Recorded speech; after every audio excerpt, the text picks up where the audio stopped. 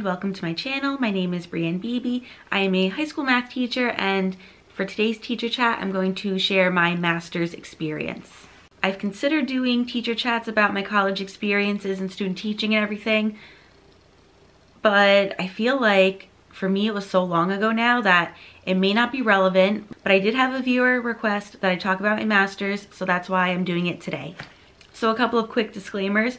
One, I feel like my experience was very unique, and I'll explain why.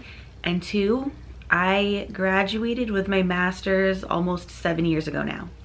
So I completed my master's between January 2009 and May 2011. So I graduated with my bachelor's in December 2008.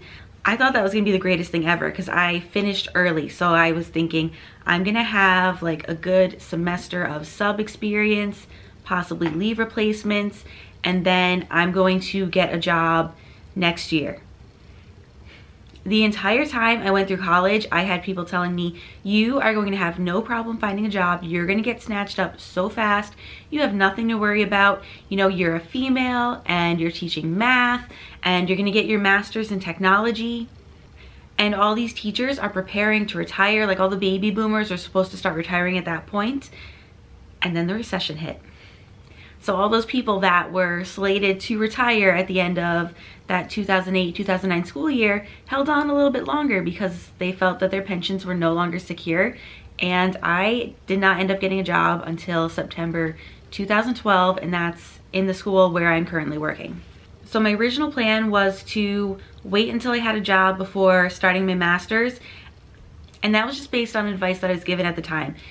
There's like two schools of thought, and I don't think there's any one right answer, but some people say wait until you're teaching to get your master's, because when you come out of college and you only have a bachelor's, you are less expensive and more likely to find a job because the schools don't have to pay you as much. Then the other school of thought is if you have your master's already done, your school doesn't have to worry about whether or not you're getting your master's, and none of your time is going to be taken up for classes, like you're already good and done. And I feel like none of that matters whatsoever. So I did decide to at least start my master's in January 2009. So right after I finished my bachelor's, I went to my master's. So I don't want to actually share my school name because then I'll be giving away my location, but I decided to pursue a master's degree in instructional technology. The school is 2 hours away from where I was living at the time, which was my hometown. And the teacher center for the school district in my hometown actually had a program going with this college that's 2 hours away, so that you're able to get a degree from that college but stay in my hometown and take classes there. So teachers from actually all over the area were coming to go to this program because it was very inexpensive. And it was all based on your teaching schedule. So my courses ran once a week from like 5 to 8-ish. Certain courses may have began or started earlier or later, but basically it was meant to begin around the time that teachers would be out of school and to account for traveling time. And the classes would meet once a week for a couple weeks. I want to say it was like for 10 weeks. So the program was really designed for teachers that were currently teaching. So I had a lot of frustrations at that point because I wasn't currently teaching. For part of my first semester, I actually was doing a leave replacement in the high school that I graduated from for a woman that was out on maternity leave. And then after that, I was just subbing randomly while getting my master's. With the satellite college being in my hometown school district, we ended up taking all of our classes in my high school. We had mostly adjunct professors that were just hired by the college to do this program for us. My typical course load was to take 1 or 2 classes per semester and then take 2 to 3 classes over the summer. The summer classes would run from like 8 to 3, I believe, and they would go for a full week. So I really like the summer classes because you were just done in a week. And a lot of that class time was spent just working on whatever product you were producing for that course. 2 of my classes were actually online courses, and those were usually done by professors that actually worked at the college 2 hours away. So those were interesting. I actually really liked the online classes, and I think they just work for me personally because I'm an introvert. So it's very easy for me to get on a message board and respond to someone. But when I'm in class and you want me to like respond immediately, I like to have my think time. So I felt like commenting on message boards and interacting that way is so much easier for me than in person having to respond to something that someone just said like a second ago. The other thing was, for the online classes, they would have these message boards set up, and once a week there would be like this topic that you were expected to respond to, and then you had to also go back and comment on like 2 or 3 of your classmates' posts. So at that point I was subbing, not having to do any planning of any sort. Nothing was going on. It was kind of nice. I actually miss subbing a little bit. So once I finished that leave replacement, I was subbing throughout the rest of the program, which was a good and a bad thing. So the good thing was I didn't have all the other teacher work that I have to do. I had nothing to grade. I didn't have to plan. So when I would come in and sub for teachers, I would have those prep and lunch periods. I would take them and work on stuff for my master's. And then when I went home at night, I didn't have to do any teacher stuff, so I still had time to go home and work on stuff for my master's. So for me, it was actually very easy to stay on top of everything. And in those online courses, I basically went through everything that they wanted us to post about and had all of my responses ready. It was usually like, read this or watch this and then answer these questions. I got all that done, I think, in like the first 2 weeks of the course.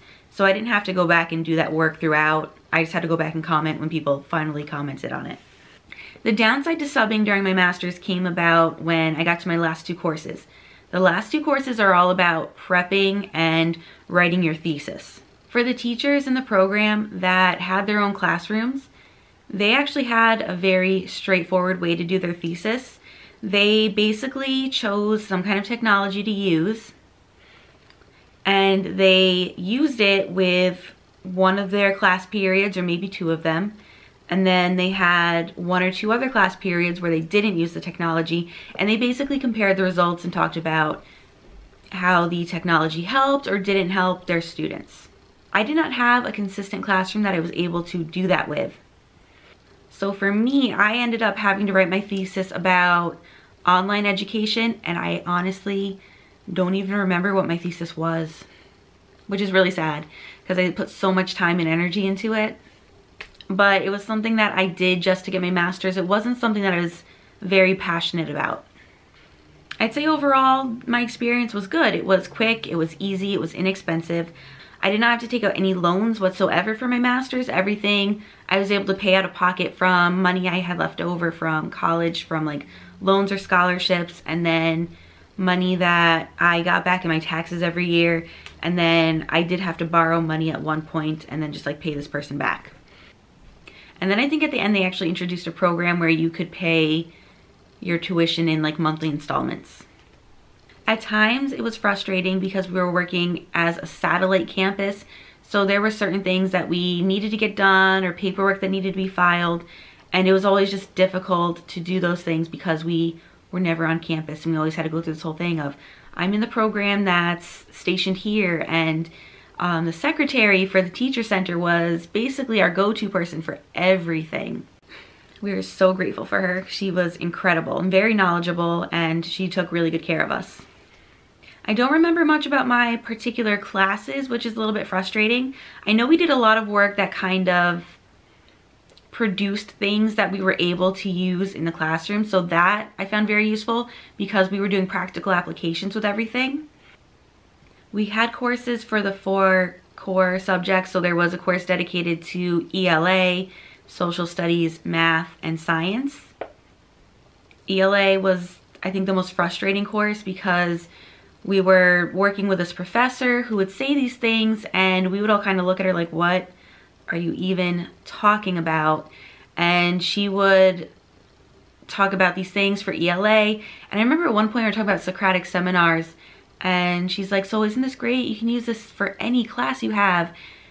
And then my friend and I raised our hand and we're like, how do you use that for math? And then she came up with some kind of example that was like, we don't teach that in math. Like, that's not a real example.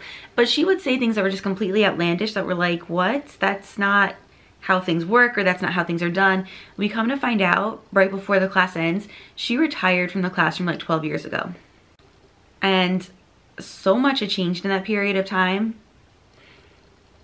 She just had no idea what she was talking about. So that was frustrating, because we felt like we got a professor that really didn't know what they were doing, but most of our professors were current classroom teachers or very recent classroom teachers.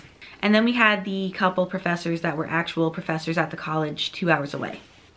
So the focus of my master's program was that teachers would be able to seamlessly integrate technology into their teaching. It was not to become a technology teacher, and it was not to become like a technology expert or someone that you would say works in your IT department. So throughout the program, we were introduced to all different kinds of technology, and we were basically tasked with finding a way that you could use this for your specific content area and age group that would make sense and work and be practical. So I think it was a very good exercise overall. The ultimate takeaway was that you're not ever supposed to use technology just for the sake of using technology.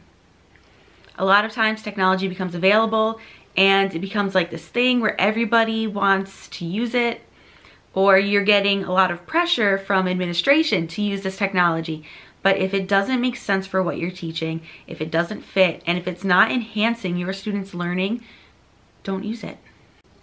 I'm sad to say I can't think of any technology that I was introduced to throughout my master's that I use today. But part of that is because it was a long time ago now, and so much has changed. We were introduced to Scratch, VoiceThread, Blackboard because of the nature of the classes. We had to design a website at some point. We had to actually make videos, so that did come in handy. Although I was using webcams for that, and that was a little bit different. I was actually able to use the webcam to make like your 60-second commercial for when you're looking for a job. That I found useful, and I actually used when I was looking for a job and had like an online portfolio. And nothing else is actually jumping out at me at this point. Some things I really liked, but just for what I'm teaching and the student population that I have, I don't know that I would actually use these things or need to use them.